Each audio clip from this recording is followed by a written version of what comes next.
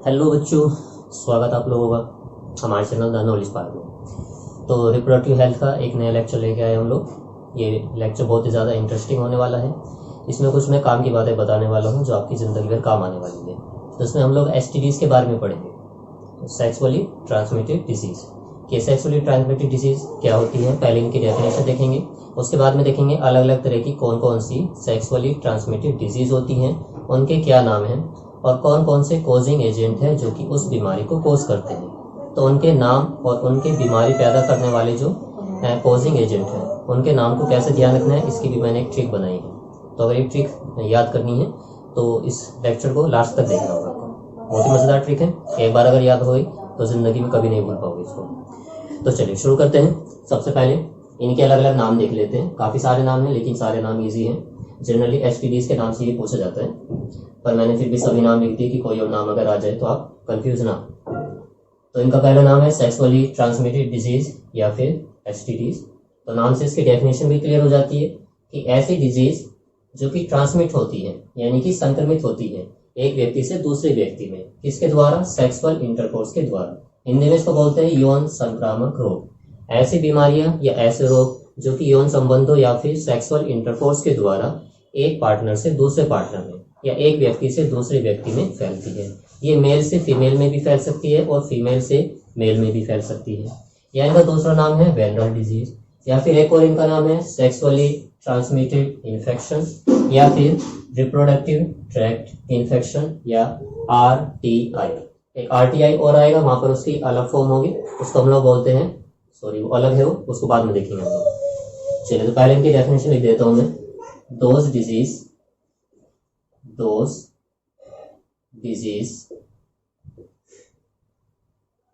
which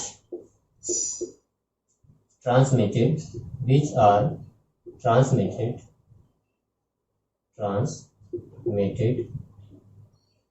through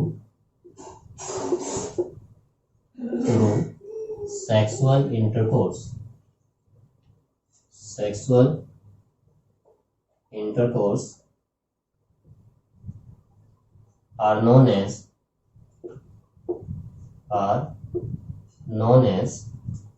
sexually transmitted disease।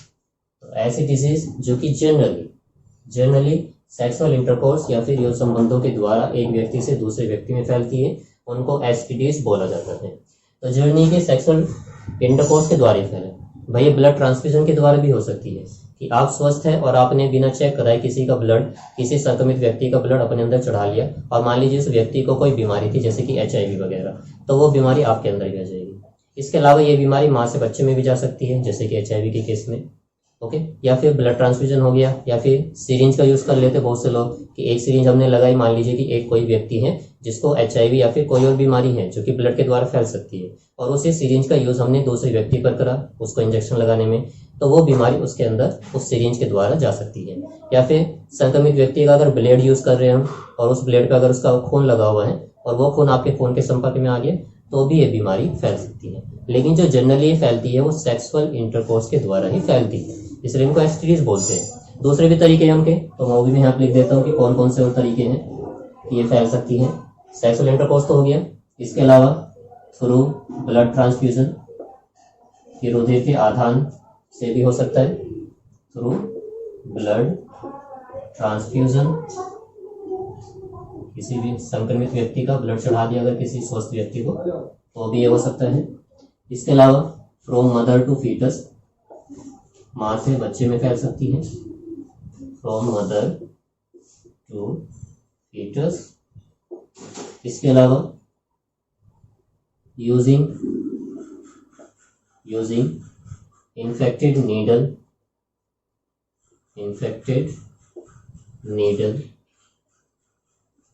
और infected razor और surgical instrument, कोई भी सर्जिकल इंस्ट्रूमेंट,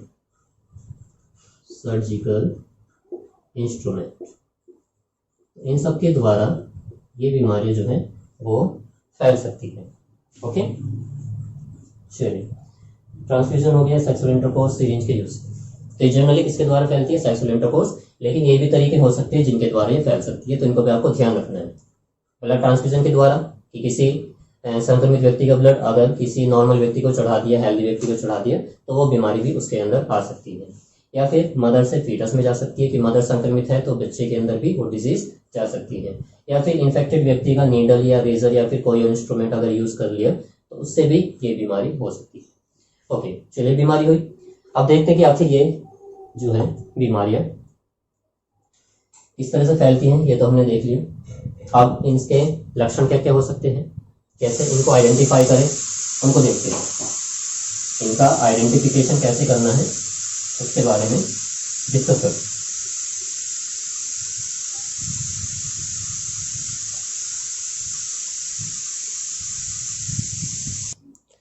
हाँ बच्चों, इनके सिम्टम्स देखते हैं।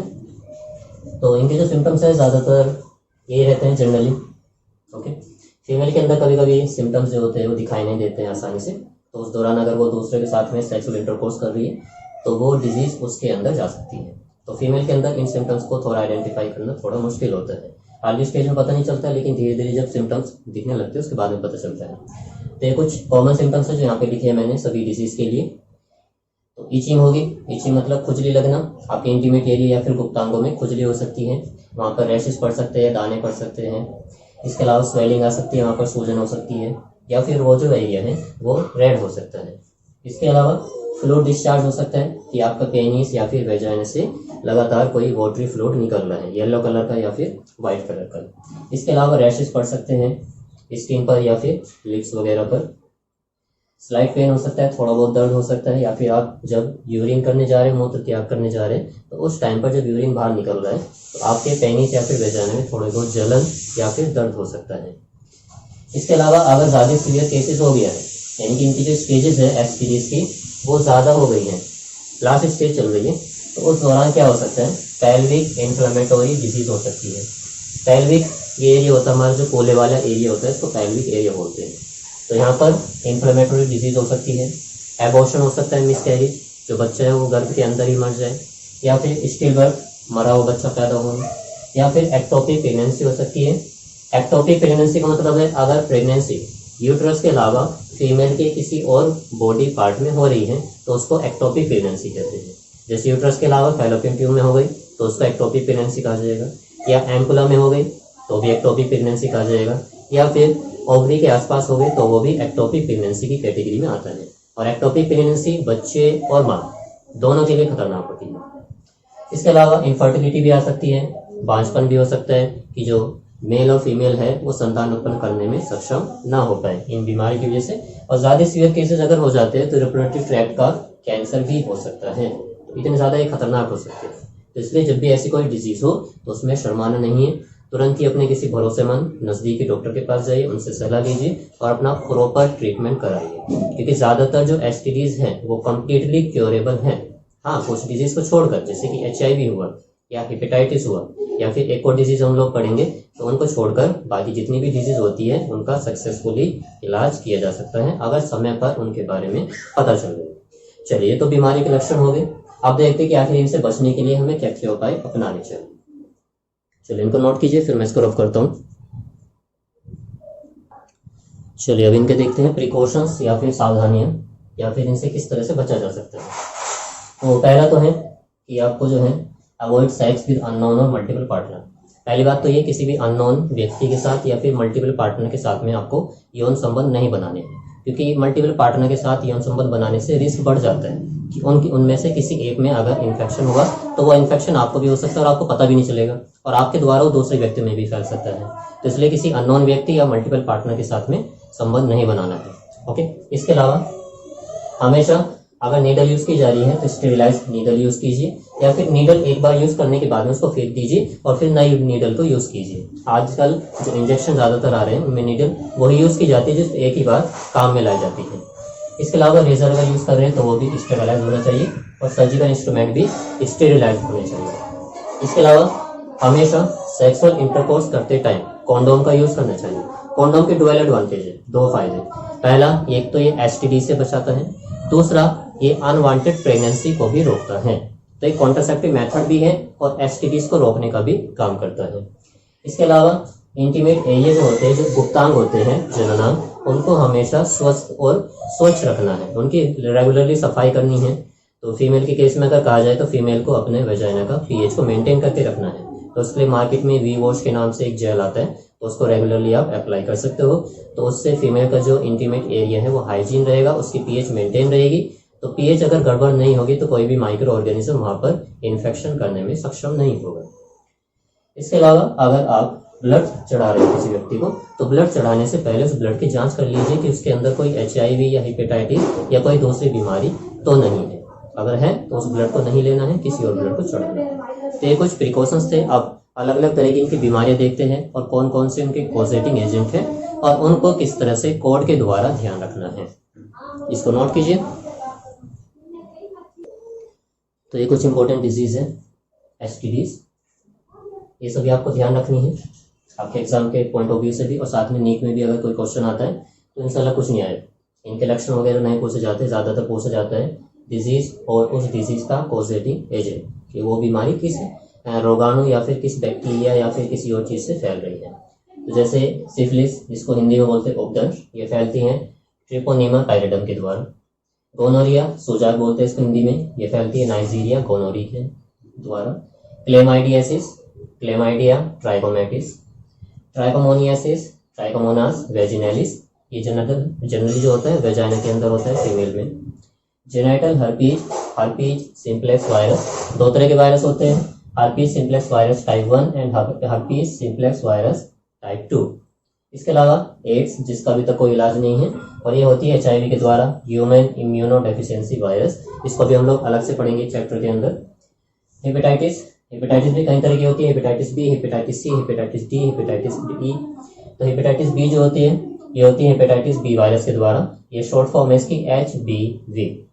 इसके अलावा जेनाइटल वॉर्ड्स, ये फैलती है ह्यूमन पैपिलोमा वायरस या फिर HPV के द्वारा। तो इनमें से ये जो तीनों डिजीज है, कौन कौन सी, जेनाइटल हर्पीज, एड्स और हेपेटाइटिस, इनका पूरी तरह से इलाज करना असंभव है, इम्पॉसिबल है। लेकिन जितनी भी डिजीजेज है बाकी की, इन तीनों को छोड़कर बाकी की कंप्लीटली क्योरेबल है। तो ये डिजीज ध्यान रखनी है आपको, और इनके कॉजेटिक एजेंट ध्यान रखने हैं। कुछ डिजीज तो ऐसी हैं जिनके कॉजेटिक एजेंट नाम ध्यान रखना बहुत ईजी है, जैसे कि हेपेटाइटिस। इसमें सिंपल क्या करना है, हेपेटाइटिस के अंदर B वायरस जोड़ देना है, तो हेपेटाइटिस B वायरस। या फिर इसमें देखिए ट्राइकोमोनियासिस में, तो इसका जो नाम आएगा वो इसी के आप ऊपर है, ट्राइकोमोनास वेजिनैलिस। ऐसी है क्लेमाइडियासिस, तो इसमें भी यहाँ पे क्लेमाइडिया आ रहा है, और ट्राइकोमेटिस। गोनोरिया, इसका नाम भी ध्यान रखना इजी है, गोनोरिया आ रहा है लास्ट में, नाइजीरिया गोनोरिया। इसके अलावा मैं भी एक ट्रिक बताता हूँ, तो उसके द्वारा आप ये ज़्यादातर जो डिजीजेज हैं इनको आसानी से याद कर सकते हो। तो थोड़ी सी मेहनत आपको करनी पड़ेगी, लगभग 5 से 10 मिनट का टाइम लगेगा। तो उस ट्रिक को आपको लिखना है खुद ही अपने हाथों से, और फिर उसके डिजीज के कॉजेटिक एजेंट को कैसे ध्यान रखना है वो मैं बताऊंगा आपको। चलिए इसको नोट कीजिए, उसके बाद में ट्रिक्स बताता हूँ मैं। चलिए इनकी ट्रिक देखते हैं कैसे ध्यान रखना है जो जो इम्पोर्टेंट डिजीजेज हैं। तो इसके लिए कोड रहना हमारा, सिर्फ त्रिपाल गुरु ने घर में कलेश चलाई थी, उसके घर में 3 वेज लोग, VG लिखा जाता है वैसे, अपनी तरफ से हमने वेज कर लिया है, VAG वेज लोग जानते हैं हर सिंपल वायरस के बारे में। भाई कोई घर है और वहाँ पर जो है ये त्रिपाल गुरु नाम का जो कोई बंदा है, और उसने घर में कलेश मचा रखी है, तो उसके ऊपर ये बनाया गया। सिर्फ त्रिपाल गुरु ने घर में कलेश चलाई थी, उसके घर में 3 वेज लोग जानते हैं हर सिंपल वायरस के बारे में। ओके देखिए यहाँ पर जो सिर्फ के अंदर जो SI आ रहा है, इसका मतलब है सिफिलिस, इसका मतलब है सिफिलिस। तो सिफिलिस डिजीज किसकी वजह से होगी, TRI का मतलब है ट्रिपोनेमा, ट्रिपोनेमा, और PA का मतलब है यहाँ पे पैलिडम, यहाँ पे जगह नहीं है, मैंने ऐसा लिख दिया यहाँ पे ट्रिपोनेमा पैलिडम। तो सिफिलिस डिजीज किससे होगी, ट्रिपोनेमा पैलिडम से। इसके अलावा गुरु में जो G आ रहा है, G का यहाँ पे मतलब है गोनोरिया, गोनोरिया। NE का मतलब है नाइजीरिया, गोनोरी, नाइजीरिया, और यहाँ पे G का मतलब है गोनोरी, गोनोरी। तो गोनोरी किससे होगा, नाइजीरिया गोनोरी से। इसके अलावा CHL, यहाँ पे डिजीज का नाम है क्लेमाइडियासिस, क्लेमाइडियासिस। मोनियासिस। और ये किससे होगा? Chlamydia, chlamydia. और टीआई का मतलब है यहाँ पे ट्राइकोमेटिस, क्लेमाइडिया ट्राइकोमेटिस। तो क्लेमाइडियासिस किससे होगा? क्लेमाइडिया ट्राइकोमेटिस के द्वारा। ये ऐसे यहाँ पे सेंटेंस को कंप्लीट करने के लिए लिखा गया है। तीन यहाँ पे तीन का मतलब है ट्राइकोमोनियासिस, ट्राइकोमोनियासिस। और फिर से 3 का मतलब है ट्राइकोमोनास, ट्राइकोमोनास। और वेज का मतलब है वेजिनेलिस, ट्राइकोमोनास वेजिनेलिस। तो ट्राइकोमोनियासिस, ट्राइकोमोनास वेजिनेलिस के द्वारा फैलेगा। जानते हैं, यहाँ पर जानते हैं तो आप जी की तरह कंसिडर कीजिए। इसका मतलब है जेनाइटल, और एच एक मतलब है हर्पीज, जेनाइटल हर्पीज। ये किससे फैलेगी? एच ई आर का मतलब है हर्पीज, सिंपल का मतलब सिंप्लेक्स, हर्पीज सिंप्लेक्स। और वायरस तो है यहाँ पे, तो हर्पीज सिंप्लेक्स वायरस। क्या है कोड हमारा? सिर्फ त्रिपाल गुरु ने घर में कलेश चलाई थी, उसके घर में तीन वेज लोग जानते हैं हर सिंपल वायरस के बारे में। तो सिर्फ के अंदर जो ऐसा आ रहा है उसका मतलब है सिफिलिस, और ये किससे फैलेगा? ट्रिपोनिमा पैलिडम से। गुरु के अंदर जो जी है उसका मतलब है गोनोरी, ने एन का मतलब है नाइजीरिया, और जी यहाँ पे जो आ रहा है उसका मतलब है गोनोरी। इसके अलावा कलेश, तो क्लेमाइडियासिस किससे फैलेगा? क्लेमाइडिया ट्राइकोमेटिस के द्वारा। ये सेंटेंस कंप्लीट करने के लिए है। तीन ट्राइकोमोनियासिस, ये फैलेगा ट्राइकोमोनास वेजिनेलिस से। जानते हैं जेनाइटल हर्पीज, और ये किससे फैलता है? हर्पीज सिंप्लेक्स वायरस के द्वारा। इसके अलावा एचआईवी का आपको पता है, एचआईवी किसके द्वारा, सॉरी एड्स का पता है, एड्स किससे फैलता है? एचआईवी। और एक जेनाइटल वार्ड्स है, उसका ध्यान रखना है, एचपीवी, ह्यूमन पैपिलोमा वायरस। तो ये था हमारा आज का लेक्चर। इसमें हम लोगों ने देखा एसटीडीज, अलग अलग तरह की एसटीडीज कौन सी है, इनकी डेफिनेशन क्या होती है, किस तरह से फैलती है, किस तरह से इनका सिम्टम्स होते हैं, और क्या क्या प्रिकॉशंस हमको अपनाने चाहिए। और अगर ज़्यादा सीवियर केसेस हो जाते हैं तो अपने डॉक्टर से कंसल्ट कर सकते हैं। तो इसके कुछ कोड्स देखे हमने, इस कोड्स का आपको ध्यान रखना है। तो फिर अगले लेक्चर में मिलेंगे।